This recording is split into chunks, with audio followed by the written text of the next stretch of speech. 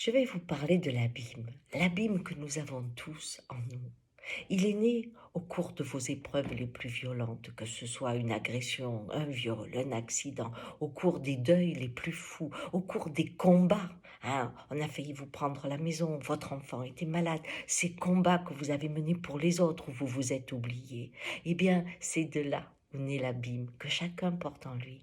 Et la particularité de l'abîme, c'est ce que j'ai vu dans le groupe hier, hein, ce groupe formidable avec lequel je travaille, eh bien, la particularité de l'abîme, c'est qu'il n'a jamais de visiteurs. Par contre, ça aussi c'est important, vous avez la clé pour en sortir. Et pourquoi il n'a pas de visiteurs? Et pourquoi cet abîme joue tellement dans votre présent? Parce que quand vous vous êtes battu, supposons, pour quelqu'un, pour quelqu'une, quand dans la famille vous avez tout sacrifié pour qu'on s'en sorte, quand vous avez vécu des moments difficiles mais que vous avez gardé pour vous parce que vous protégiez les vôtres, quand vos cris n'ont reçu que le silence, quand votre effondrement n'a eu qu'un témoin, quand dans toutes ces périodes vous avez eu cette solitude face à la vie, eh bien, quand tout est passé, vous aimeriez juste que ce soit reconnu, juste que quelqu'un le partage avec vous, juste qu'on vous dise «Oh là là, ma grande, mon grand, c'est super ce que tu as fait». Mais même quand les mots sont dits, vous sentez que la vibration ne va pas là où vous avez été.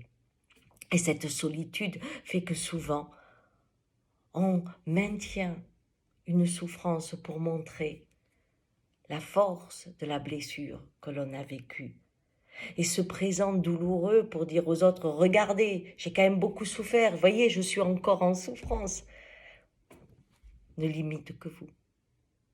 Il faut faire le deuil de l'abîme. Personne ne peut y rentrer, sauf des fois. On peut l'approcher au plus près. Et c'est quand on fait des groupes des cercles de médecine où vous avez des gens qui ont eu des blessures très fortes ou des combats très forts.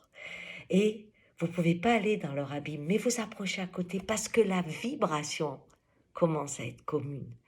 Et que dans leurs mots, tout d'un coup vibre cet ailleurs que personne n'a fréquenté. Et ça, c'est ça la médecine.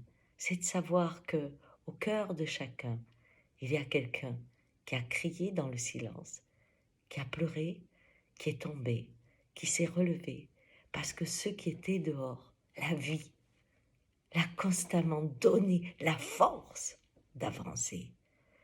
Et c'est la richesse de l'abîme, c'est qu'au bout de la nuit, on découvre cette lumière qui vous habite à tout jamais. Allez, faites le deuil et vous ressusciterez. Ciao.